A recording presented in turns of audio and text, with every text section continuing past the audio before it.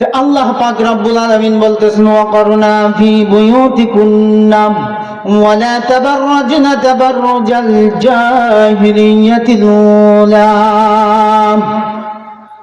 আল্লাহ পাক মহিলাদেরকেও আমার বান্দি বলে সম্বোধন করতেছেন, তোমরা আইয়ামে জাহিলিয়াতের যুগ, ওই বর্বরতার যুগ, কুসংস্কারের যুগ, অন্ধকারে নিমজ্জিত ছিল, মানুষ দিনের রাস্তা খুঁজে পাইত না।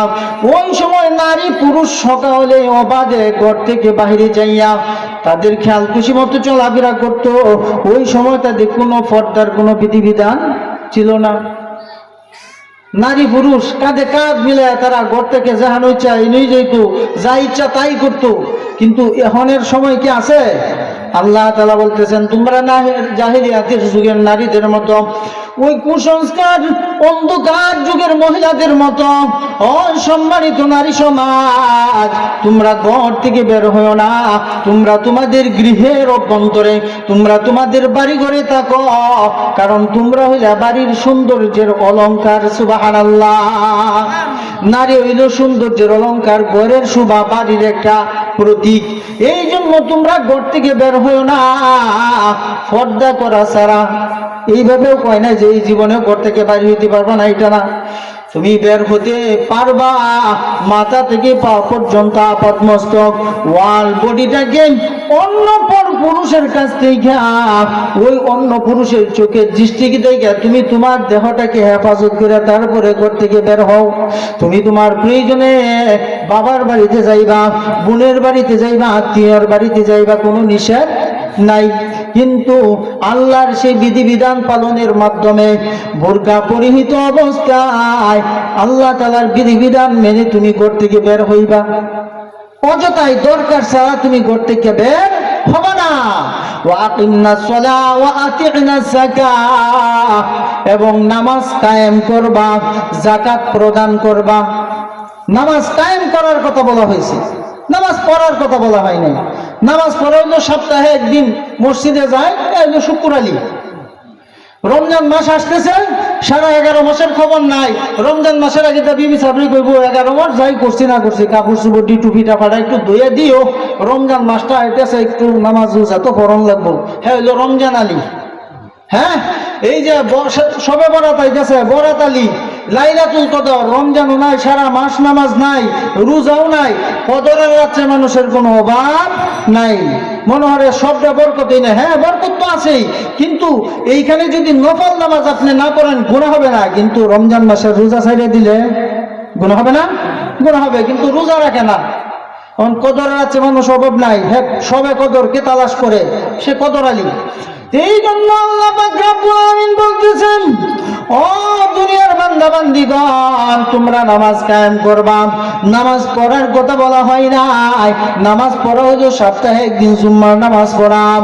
জুম্মার নামাজের আবার খুতবার আগে যাইব, ইমাম সাহেব 2 রাকাত নামাজ আদায় করার পর ডানে বামে সালাম ফিরায় দেখে 30% মুসল্লি মসজিদে নাই।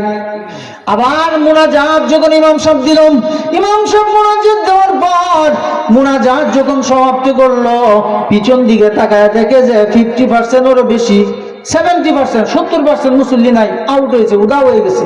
মানে তারা যা রহমত বরকত সব লইয়া ফামজা দিয়া বাইরে করে যাইতেছে গা। পরে আর বাদাল জুম্মা পড়ার দরকার নাই, আগের কাবলাল জুম্মাও পড়ার দরকার নাই। আগে আমরা ছোটবেলা যখন মসজিদে যাইতাম, তাহিয়াতুল ওযু দুখুলুল মসজিদ পড়া হইতো কি হইতো না? কোন বান্দা যখন আল্লাহ পাক রব্বুল আলামিন ওই শক্তি এনার্জি পাওয়ার দেওয়ার পর এই নামাজ আদায়ের জন্য অথবা অন্য যে কোনো নেক আমল করার জন্য বান্দা যখন ওযু করে, তার ওযুর পানির সাথে শেষ বিন্দুর সাথে বান্দার যে অঙ্গ প্রত্যঙ্গগুলি দৌত করলো, দৌত করার কারণে এই অঙ্গের দ্বারা যত গুনাহ করেছে সবগুলি জয়রা করে যায়। সুবহানাল্লাহ। এই জন্য ওযু করে, এই ওযু যে আমি করতে পারলাম, এই নিয়ামতের শুকরিয়া আদায়ের জন্য 2 রাকাত তাহিয়াতুল ওযুর নামাজ আগে আমরা পড়তাম কি পড়তাম না, কিন্তু এটা এখন আউট হয়ে গেছে। এটা পড়াই লাগবে এমন না, কিন্তু পড়লে তো সব আছে। হ্যাঁ, আপনার ঘর করছেন, এই ঘরের মধ্যে তো থাকতেছেন, খাটের দরকার কি, চৌকির দরকার কি, মাটিতেও তো থাকা যাবে, কিন্তু সৌন্দর্য বৃদ্ধি করার জন্য, পরিবেশের ভারসাম্য রক্ষা করার জন্য আপনি 50,000 টাকা দামের, 70,000 টাকা দামের, 30,000 টাকা দামের, যার যে সামর্থ্য অনুযায়ী খাট অথবা পালং কিনে কি কিনে না, ওই ঘরের আবার সৌন্দর্য মণ্ডিত করার জন্য ড্রেসিং টেবিল অনেকে আনে না, আবার সুকেস অনেকে আনে না, ডাইনিং টেবিল অনেকে আনে না। কারণ নাইলে আমার সামাজিকতা বরবাদ হয়ে যাবে। আমার ছেলে অথবা মেয়ে যুগাইতেছে, আমার ছেলে অথবা মেয়ে প্রাপ্ত বয়স্ক হইতেছে, বিবাহ দেওয়ার সময় হইতেছে। এখন যদি আমার ছেলে অথবা মেয়েকে দেখতে আসে, ওই যে এলাকাতে লোকগুলি আসবে, আমার বাড়ির পরিবেশ, ঘরের পরিবেশে অবস্থায় যদি খালি থাকে, দেখে কইব উনি পরিবেশ বুঝে না। বাবারে আমার, আপনার ঘরের পরিবেশের জন্য আপনার ঘর শুধু হলেই তো চলতো, মাটিতে শুয়ে ঘুমাতেন, ফ্লোরে শুয়ে ঘুমাইতেন। ওই ঘরটাকে সৌন্দর্যমণ্ডিত করার জন্য আপনি খাট অথবা পালং আনলেন, ড্রেসিং টেবিল আনলেন, এইরকম মের্সি পালেন, ওয়াল কেবিনেট আনলেন, আনলেন ডাইনিং টেবিল আনলেন, তারপরে রেক আনলেন, খাটি আনলেন, তাক আনলেন, সবগুলো ঘরের সৌন্দর্যের জন্য ফ্রিজ আনলেন। কিন্তু আপনি আমার জিন্দিগির সৌন্দর্য, যে জিন্দিগির শুরু আছে শেষ নাই রে ইমানদার বান্দা, ওই জিন্দিগির পরকালীন জগতের যে অন্ধকার কবর, যাকে বলা হয় আলমে বরজাখ, কি বলা হয় আলমে বরজাখ, ওই ব্যক্তি, যে ব্যক্তি ওই কবরে যাবে, 40,000 বছরে আলমে বরজাখ অন্ধকার কবরে থাকতে হবে। ওই ঘরটা বুঝি অলংকার লাগবে না, ওই ঘরের বুঝি ফার্নিচার লাগবে না। কে তোমাকে বলেছে? ওই ঘরের ফার্নিচার হইল অন্ধকার কবর। ওই ঘরে আলোক উজ্জ্বল করার জন্য রে বান্দা, তুমি নামাজ নিয়ে আসো, সুবহানাল্লাহ। ওই ঘর হইলে একাকিত্বের ঘর, কোনো সাথী নাই, সঙ্গী নাই। তোমার সঙ্গী সাথী বানানোর জন্য তুমি নেক আমল করো। ওই তোমার কবরে তোমার ফ্রেন্ড, তোমার সাথে সঙ্গ দেওয়ার জন্য, তোমার সাথে সময় দেওয়ার জন্য একজন যুবক, তুমি নিয়মিত 5 ওয়াক্ত নামাজের পর যখনই সময় পাও আল্লাহর কোরআনটাকে হাতে ধইরা 2-4 লাইন পড়ো। যেই ব্যক্তি কোরআন পড়বে, কাল কিয়ামতের ময়দানে কঠিন মুসিবতের দিন এই কোরআনকে বান্দার মুক্তির জন্য কোরআন সুপারিশ করবে, সুবহানাল্লাহ। ওগো আল্লাহ, তোমার বান্দা এই আমি কোরআন, তোমার আসমানি কালাম কি পড়ার জন্য সেই নিয়মিত কালাম তেলাওয়াত করতাম, সেই নিয়মিতই তোমার কালাম সইছে ধরছে, প্রতিদিন অন্ততপক্ষে একবার হইলে এই কালাম পড়ছে। এই কালামের জবান কাল কিয়ামতের ময়দানে কঠিন মুসিবতের দিনে আল্লাহ খুলে দিবেন। ওই বান্দার মুক্তির জন্য আল্লাহর দরবারে সুপারিশ করবে, সুবহানাল্লাহ। ওই কোরআনের সুপারিশ মাওলা কবুল করে নেবেন। কবুল করে নেওয়ার পর যে ব্যক্তি এই কোরআন নিয়মিত তেলাওয়াত করবে, ওই একাকিত্বের অন্ধকার কবরে কোরআন তার সাথী হিসেবে একজন যুবক হবে, সুবহানাল্লাহ। এই জন্য আপনি আমার দুনিয়ার ঘরের কত কিছুর পরিপাটির জন্য অলংকার পাতির প্রয়োজন হয়, এইরকম ফার্নিচারের প্রয়োজন। আমার অন্ধকার কবরের বাজি কোনো প্রয়োজন নাই, ফার্নিচারে আছে। এই জন্য তাহিয়াতুল হুজুর নামাজও বেশি করে জুম্মার দিন সময় পাইলে পড়াও। দুখুলুল মসজিদ, তুমি যে আল্লাহর ঘর মসজিদ, কত মানুষ আছে আল্লাহ তাদেরকে কোনো অসুস্থতা দিয়া অথবা রোগ দিয়া কোনো অ্যাক্সিডেন্টে পড়া তাকে হাসপাতালে শোয়া রাখছেন, হাসপাতালের বিছানায় মুমূর্ষ অবস্থায় রে বান্দা, ওইখানে তাই তার চোখের পানি জড়াইতেছে। কিন্তু তোমাকে এবং আমাকে যে আল্লাহ তাআলা দয়া করে আসান করে করুণা এবং মায়ের বন্ধনে আবদ্ধ করে আল্লাহ যে মসজিদে আসার তৌফিক দিয়েছেন, আমাকে আল্লাহ তাআলা হাসপাতালের বিছানায় শোয়া রাখতে পারতেন কি পারতেন না? ওইখানে না শোয়া আমাকে কোনো রোগ না দিয়া, আমাকে কোনো ঝামেলায় টেনশন দুশ্চিন্তা কোনো অভাব না দিয়া আল্লাহ তাআলা আমাকে সুস্থতার সাথে কমপ্লিট একটা হিউম্যান বডি, মানব দেহ দিয়া আল্লাহ আমাকে স্বাধীনতা দিয়েছে। যে বান্দা যা আজান হয়েছে জুম্মার দিন মসজিদে যা, 5 ওয়াক্ত নামাজের আজান হয়েছে তুই মসজিদে যা। আর দুখুলুল মসজিদ শুধু জুম্মার দিনের জন্য না, যখনই আপনি আমি মসজিদে ঢুকবো, আমি যে ঢুকতে পারলাম আল্লাহর দরবারে কৃতজ্ঞতা আদায়ের জন্য, তখনই 2 রাকাত নফল আদায় নামাজ আদায় করে মাওলার দরবারে শুকরিয়া আদায় করা, সুবহানাল্লাহ। আর নামাজ হলো মুমিনদের জন্য মেরাজ। নামাজে আল্লাহ বান্দার সাথে কথা কয়। এখন আল্লাহ যে কি কথা কয় আমরা শুনি না, কারণ কি আমরা মেশিন নষ্ট। আমরা মেশিন দিই নষ্ট, জবান নষ্ট, মেশিনও নষ্ট, সবকিছু ওইদিকে যাওয়া যাবে না, ওইদিকে আলোচনা করলে অনেক। এই জন্য বলতেছিলাম, ওরে বান্দা, জুম্মার দিন যখন মসজিদে যায় কমপক্ষে বেশি নামাজ না পড়েন, 4 রাকাত কাবলা জুম্মা, 2 রাকাত ফরজ, আর 4 রাকাত হলো বাদাল জুম্মা, 10 রাকাত তো পড়তেই হবে, না পড়লে কি হবে?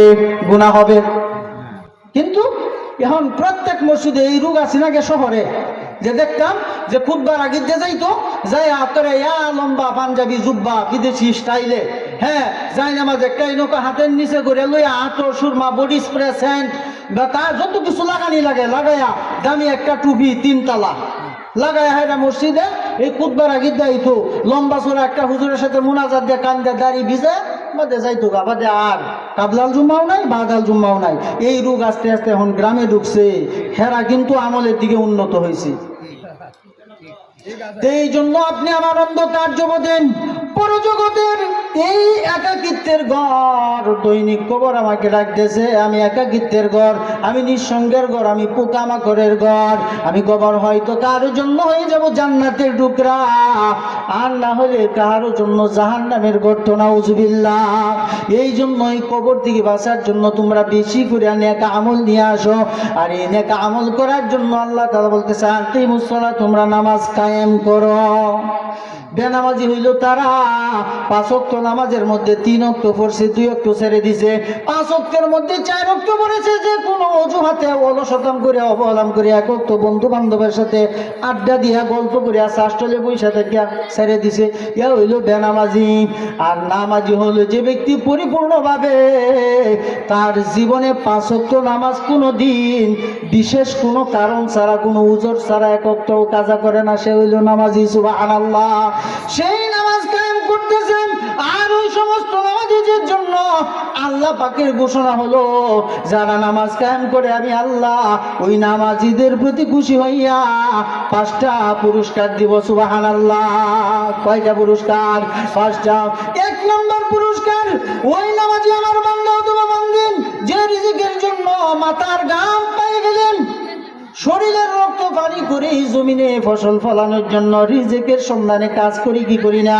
কেউ চাকরি করে, কেউ ব্যবসা বাণিজ্য করে, কেউ খেতে খামারে কাজ করে, কেউ ফিশারি করতেছে, মাছ চাষ করে, কেউ নার্সারি করতেছে, এইরকম ভাবে যে যে কর্ম করে, কেউ গাড়ি ড্রাইভ করতেছে, কেউ অটো সিএনজি চালাইতেছে, কেউ বাস ট্রাক চালাইতেছে।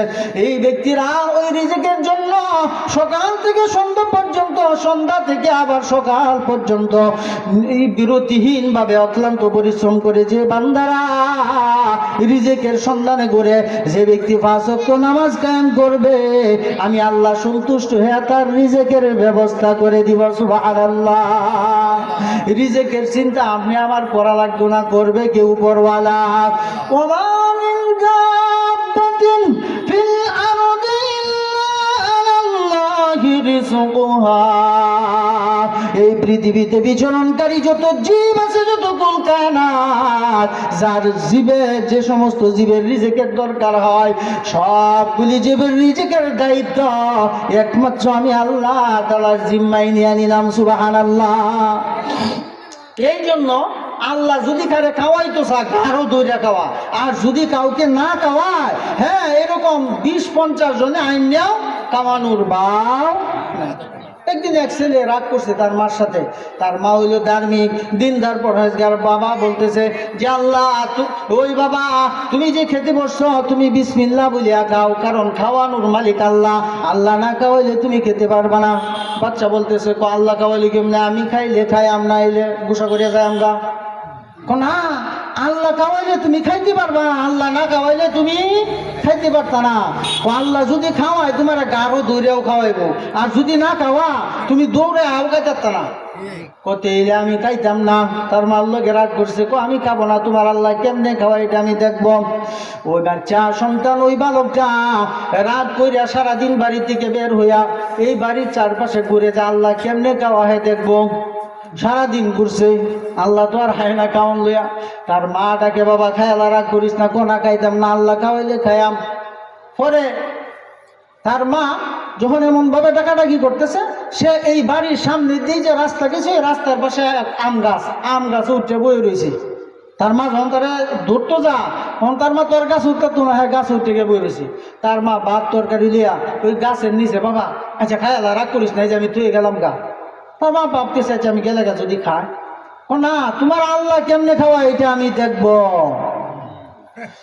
সূর্য পশ্চিম গগনে যখন সূর্য অস্ত গেলাম, চতুর্দিকে যখন অন্ধকার ঘনিয়ে এলো, এই এশারের নামাজের পর যখন এলাকাটা অন্ধকারে আচ্ছন্ন, চন্দনী নাই, চাঁদের আলো নাই, অন্ধকার অমাবস্যার রাত্রি, তখন ওই ছেলে এখানে বৈশা রয়েছে। এই রাস্তা দিয়া কিছু ডাকাত দল ডাকাতি করতে যাইতেছে, ডাকাত দল ডাকাতি করতে যাইতেছে। যাওয়ার পরে লাইট মারছে, টর্চ লাইট মারার পর দেখে কিরে গাছের নিচে এত সুন্দর করে ফেলিত তরি তরকারি ভাত। কারণ দেখি তারা এক একজন চিন্তা ভাবনা কইরে দেখে, ও এইটা মান কেউ কিছু বুদ্ধি শুদ্ধি করছে। পরে হ্যাঁ হ্যাঁ গাছ ওজে আসি, এরা লাইট ধরা দিতে কি কি করে হাসিয়া দিছে, ঠেকমি করে হাসিয়ে দিলে এরা লাইট ধরছে, কই এইটা তো গাছ। ও বুঝতে পারছি, তুমি এই থানার মধ্যে বিষ মিশাই এনে রাখছো, যে যেই যাইবো খাইবো, খাইয়া মরবো, তুমি দেখবা রাখ তোরেই মারবা মাস্ত নাম। এই যে লাড়ি দিয়ে একটা উঠে হারে গিয়ে বাইরে বাইরে নামাছি, কোন নামতাছি আর মারুন নিয়ে যা নামতাছি, নামছি কয়টি খা বাইরেতেছে, কোন না খাইতাম না, আল্লাহ না কয় কয় আল্লাহ কয়বো তুই খা। যে ফিডের ফাঁসে যখন বাড়ি দিছে, ও আমি খাইতেছি, ঠিক আছে। আমার বুঝে এসে গেছেন এই কানার মধ্যে কোনো বিষ নাই, এই কানার মধ্যে কোনো পয়জন বিষাক্ত কোনো পদার্থ ছিল না। আমার মা ছিল একজন আবেদা নেককারিনী মহিলা। আমার মা প্রতিনিয়ত বলতো, বাবা এই পৃথিবীতে আমরা এসেছি, আল্লাহ তাআলা যদি কোনো ব্যক্তিকে খাওয়ায় সে খেতে পারবে, আল্লাহ যদি না খাওয়ায় এক ডুব পানিও পান করার ক্ষমতা কারো নাই। এই জন্য আমি বুঝতে পারলাম, আমি মার সাথে বাইনা ধরছিলাম তোমার আল্লাহ কেমনে খাওয়ায়। ও ভাইরা, ও রাস্তার পথি, আপনারা কোথা থেকে এসেছেন? এই খানার মধ্যে কোনো ঝামেলা নাই, যে আল্লাহ যে আসলে খাওয়াইলেই বান্দা খেতে পারে, বান্দা না খাইলেও যে আল্লাহ ফিটনা খাওয়ায়, এটা আমার বুঝ হয়ে গেছে, আমার প্রমাণ হয়ে গেছে। এই জন্য আর কোনোদিন আমি কানা গাইলে আল্লাহর নাম ছাড়া আর কোনোদিন কানা শুরু করবো না। সুবহানাল্লাহ, আল্লাহু আকবার। তাহলে সে বুঝে গেছে, সে বুঝতে পারছে। এই জন্য আমরা যখন নামাজ পড়ি 5টা পুরস্কার, 1 নাম্বার পুরস্কারের নাম কি বলছিলাম, যে রিজেকের অভাব দূর করে দিবে। আর নামাজি যখন নামাজ কায়েম করবে, নামাজের হেফাজত করবে, আল্লাহ পাক রব্বুল আলামিন তার কবরের আযাব মাফ করে দিবে। সুবহানাল্লাহ। 3 নাম্বার হলো ফুলসিরাতের রাস্তা বিজলি আকারে পার হওয়ার তৌফিক দিবেন একজন নামাজি যখন নামাজ পড়বে। 4 নাম্বার পুরস্কার, আল্লাহ পাক রব্বুল আলামিন তার ডান হাতে আমলনামা দিবে। সুবহানাল্লাহ।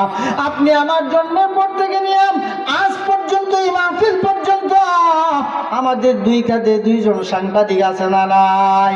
ওই সাংবাদিকরা কিন্তু বিভিন্ন লেটেস্ট নিউজ, অহরহ নিত্য নতুন যত ঘটনা ও প্রীতিকর ঘটনা ঘটে সবগুলি সম্প্রচার করে, কি করে না? আল্লাহ পাক রব্বুল আলামিন আপনি আমার সাথে 2 জন সাংবাদিক দিয়া দিয়েছেন ধার্য করে। 2 জন সাংবাদিক, কিরামান কাতিবিন ইয়ালামুনা মা তাফআলুন। কিরামান কাতিবিন তাদের টাইটেল উপাধি। ওই 2 জন আপনি আমার প্রাপ্তবয়স্ক হওয়ার পর থেকে দিয়া মরার পূর্ব মুহূর্ত পর্যন্ত আমরা কোন কাতে এই সময়টা ব্যয় করতেছি, কতটুকু ভালো কাজ করছি, কতটুকু খারাপ কাজ করছি, সবগুলি তারা লিপিবদ্ধ করতেছে। সুবহানাল্লাহ। ডান কাদের ফেরেশতা সকল নেক আমলগুলি লিখতেছে, আর ডান কাদের ফেরেশতার কাজ বেশি। কারণ আপনি নিয়ত করছেন মসজিদে যাবেন, রাস্তায় যে আপনি আর যাইতে পারেন না, মসজিদে যায় জামাতে নামাজ পড়লে যে সওয়াব হইতো, না যাওয়ার কারণে, নিয়ত সহি থাকার কারণে 27 গুণ সওয়াব আল্লাহ আপনার আমলনামায় দিয়া দিয়েছে। সুবহানাল্লাহ। এই ফেরেশতা লিখে দিয়েছে। আবার কোন বান্দা যখন কোনো গুনাহ করে, নিয়ত করলেই গুনাহ লেখার পারমিশন এই ফেরেশতার নাই। হ্যাঁ, যে বান্দা নিয়ত করছে, মসজিদও গেছে না, দান করবো নিয়ত করছে, লেখছে সিল্লার যাইবো, গেছে না, এর আগে মারা গেছে, কিন্তু সিল্লার সওয়াব, ও নিয়তটা সহি আছে, ও এইটাও তো নিয়ত সহি করছে সে সুদ খাইবো, এইটাও তো নিয়ত সহি সে ঘুষ খাইবো, এইটাও তো নিয়ত সহি কুরবানি করবো ঘুষের টিহা দেয়া, বইনের ওয়ারিশ টাকায়া, তা আমিও দেখলাম। আল্লাহ ভয় মাতবরি করিস না। এত বড় পাওয়ারফুল ক্ষমতাকে তোলে দিল, আমি আল্লাহ তো চাই আমার বান্দা বান্দীদেরকে জান্নাত দিতে। সুবহানাল্লাহ। আমার কোন বান্দা যখন গুনাহ নিয়ত করবে, গুনাহ এত লিখবে তো দূরের কথা, বান্দা যখন গুনার কাজে যাইয়া গুনাহ করবে তখনই লিখতে পারবে, এর আগে লেখার অনুমতি নাই। সুবহানাল্লাহ। এই জন্য আল্লাহ পাক রব্বুল আলামিন বলতেছে, আপনি আমার নেক আমলগুলি কিন্তু এই বদ আমল সবগুলি দুইজন সাংবাদিক লিপিবদ্ধ করতেছে, ভিডিও ফুটেজ আকারে, অডিও আকারে। কাল কিয়ামতের ময়দানে কঠিন মুসিবতের দিনে আল্লাহ পাক রব্বুল আলামিন প্রত্যেকের আমলনামা যার যার হাতে দিয়া দিবে। যার জাহান্নামী তার আমলনামা হবে বাম হাতে, আর যে জান্নাতি সে পাবে ডান হাতে। সুবহানাল্লাহ। জবান দিয়া একটা ঘোষণা করে দিলেন সকল হাসরবাসী, ইকরা কিতাবাকা কাফা বিনাফসিকা আল-ইয়াওমা আলাইকা হাসিবা। তুমি আজকে তোমার এই ডায়েরি, তোমার আমলনামা তুমি নিজেই পড়ো।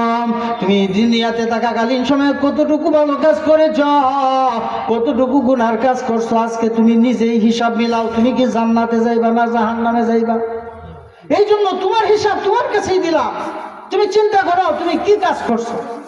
এই জন্য নামাজ যথারীতি কায়েম করতে হবে। কায়েম করলে আল্লাহ পাক 4 নাম্বার পুরস্কার মনে আসেনি, বান্দার আমলনামা কোন হাতে দিবে? ডান হাতে। একটু কথা বললেন, এই যে ভালো লাগে আলোচনা করতে। বান্দার আমলনামা ডান হাতে। 5 নাম্বার একজন নামাজের পুরস্কার, একজন নামাজ যে কায়েম করে তার 5 নাম্বার পুরস্কার হলো বিনা হিসাবে আল্লাহ তার জান্নাত দিয়ে দিবে। সুবহানাল্লাহ। এই জন্য আল্লাহ তাআলা বলতেছে নামাজ কায়েম করো, নামাজ কায়েম করো, আর যাকাত প্রদান করো।